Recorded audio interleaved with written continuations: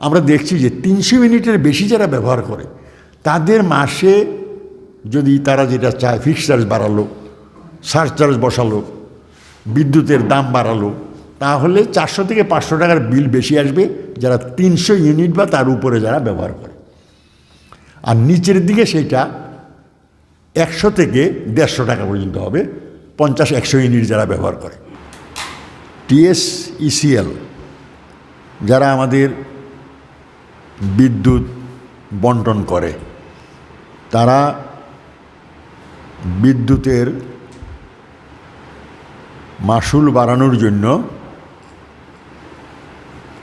ত্রিপুরা বিদ্যুৎ রেগুলেটরি কমিশনের কাছে জানুয়ারি মাসে আবেদন করে। এটার উপরে রেগুলেটরি কমিশন যারা এই মাশুল বৃদ্ধির পক্ষে বা বিপক্ষে বক্তব্য রাখবেন তার জন্য একটা হিয়ারিংয়ের ডেট করে আজকে 12টা থেকে। আমরা বিদ্যুৎ ভোক্তা ও কর্মচারী কল্যাণ সমিতির পক্ষ থেকে আমরা রেগুলেটরি কমিশনের চেয়ারম্যানের কাছে আজকে একটা মেমোরেন্ডাম দিয়েছি, যার কপি আপনাদের কাছে দেওয়া হয়েছে। সংক্ষেপে যেটা বিষয় সেটা হলো এই যে মাশুল বৃদ্ধি করার জন্য তারা 10% মাশুল বৃদ্ধি করতে চায়। নানা কারণ তারা দেখিয়েছে, সেই কারণগুলো তাদেরটা তারা বলবে। আমাদের বক্তব্য হলো বিদ্যুৎ মাশুলের উপরে নানা ধরনের চার্জ ইতিমধ্যে লাগু করা হয়েছে। Duty charge, fuel charge, fixed charge, অর্থাৎ মাশুলের যে রেট আছে বিভিন্ন স্ল্যাবে 50 ইউনিট পর্যন্ত 5 টাকা সামথিং, তারপরে এইভাবে 300-র উপর পর্যন্ত 8 টাকা সামথিং। তো ধাপে ধাপে এটা বাড়াচ্ছে এবং টাকা নেওয়ার জন্যে নানা ধরনের চার্জ। এখানেও বলা আছে রেগুলেটরি সারচার্জ নিতে চায়, কত নেবে তা বলে নাই, সিদ্ধান্ত হয়ে গেলে তারা একটা অ্যামাউন্ট বসিয়ে দেবে। আর ঘোষণা দিয়ে বলছে 10% বাড়াতে চায়। তার কারণ কি? কারণ হলো তাদের খরচ আর আয়ের সঙ্গে ডেফিসিট আছে, তাই এই ডেফিসিট পূর্ণ করার জন্যে ভোক্তাদের যে অংশ নিয়মিত বিদ্যুৎ বিল দিয়ে যায় তাদের উপর আরও বোঝা চাপানোর ব্যবস্থা করছে। আমরা বলেছি অনেক জায়গাতে মিটার নাই, অধিকাংশ ক্ষেত্রে কম বিল হয়, আন্দাজের উপরে বিল হয়। তারপরে সব জায়গাতে মিটার ফাংশন করে না, এরকম আছে।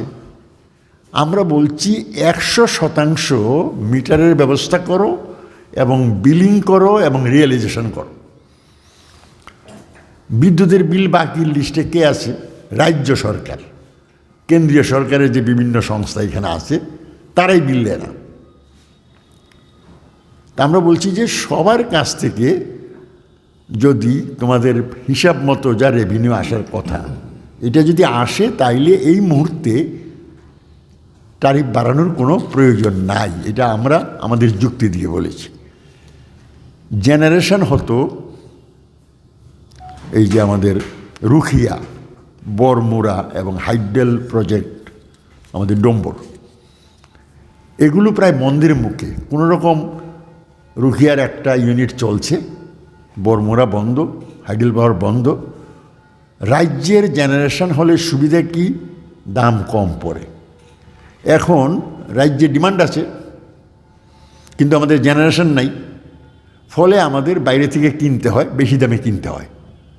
রাজ্যে যদি জেনারেশন বাড়ত তাহলে তাদের সুবিধা হতো যে কম দামে এটা পেত।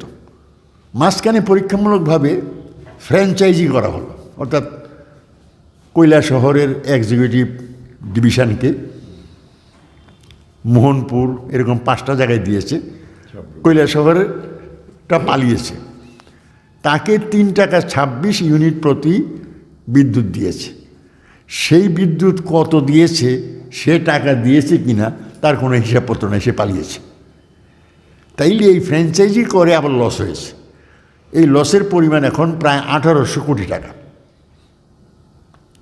অথচ আমরা জানি 7-8-9 বছর আগে এই TSSCL-এর ফিক্সড ডিপোজিট ছিল, অর্থাৎ উদ্বৃত্ত ছিল, এবং সেটা তারা দীর্ঘমেয়াদী এটা করছিল। এখন এই অবস্থার মধ্যে আছে। ডিউটি চার্জ আদায় করা হচ্ছে ভোক্তা থেকে, টাকা নিয়ে যাচ্ছে সরকার। সরকার আবার এখান থেকে ইনকামের ব্যবস্থা, তার রাজস্ব বাড়ানোর জন্য ডিউটি চার্জ ঢুকিয়ে দিয়েছে। কোনো প্রয়োজন নাই। আমরা বলছি হয় এটা বন্ধ করো, আর না হলে এইটা গভর্নমেন্ট অফ ত্রিপুরা না, এটা TSSCL-কে দেওয়া হোক, তাহলে লসের মাত্রা কিছু কমবে। কিন্তু এই সমস্ত কারণ দেখিয়ে তোমরা এটা বাড়াতে পারো না। তাই আমরা নির্দিষ্টভাবে আমরা কিছু দাবি রেখেছি। সেই দাবিগুলো হলো এই: stop imposition of any regulatory surcharge, এটা যেন না করা হয়।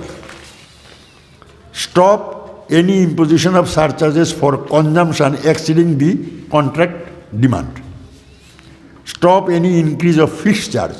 আমরা শুনছি এই যে ফিক্সড চার্জ, যেমন আমি নিজে একজন ভোক্তা, আমার বাড়িতে যে বিল আসে 65 টাকা ফিক্সড চার্জ নেওয়া হয়।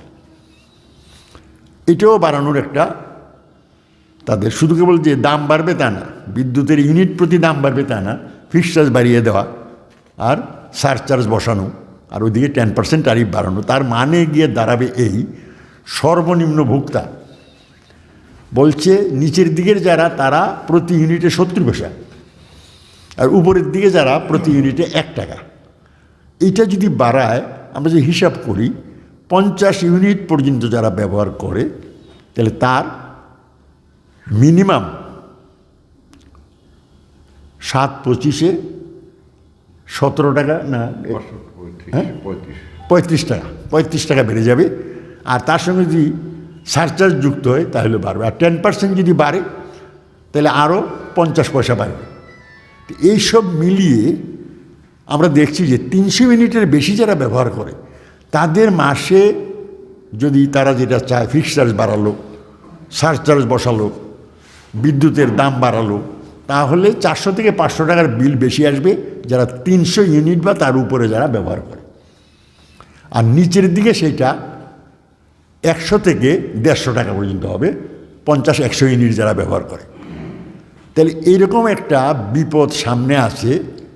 ভোক্তাদের স্বার্থে এই বিপদকে আমরা মোকাবেলা করার জন্য রেগুলেটরি কমিশনকে বলেছি যে TSSCL-এর এই সমস্ত প্রস্তাব আপনি শুনবেন না, কারণ আপনার অনুমতি না পেলে ওরা বাড়াতে পারবে না, কাজে আপনি যেন কোনো অবস্থাতে অনুমতি না দেন। তো এগুলো শোনার পরে আমরা বলেছি, আরেকটা সংগঠনও গিয়েছিল, তারা বলেছে, চেয়ারম্যান বলেছে যে আমি এখন বিদ্যুৎ দপ্তরের কাছে এগুলো পাঠাবো, তাদের মতামত নেওয়ার পরে যা সিদ্ধান্ত নেওয়ার সেই সিদ্ধান্ত নেবে। এই হলো সংক্ষেপে বিষয়টা আমি আপনাদের কাছে বললাম।